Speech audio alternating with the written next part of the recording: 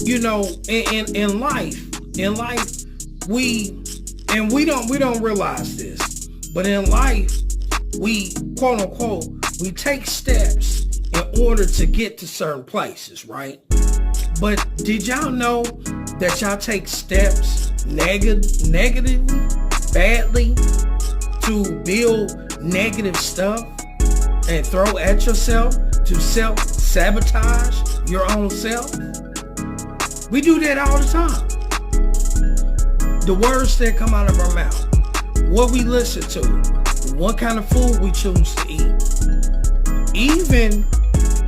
Even when it comes to if you a single man or a single woman, who you choose to sleep with, what you watch on TV, and everything. What you, like I said, what you listen to.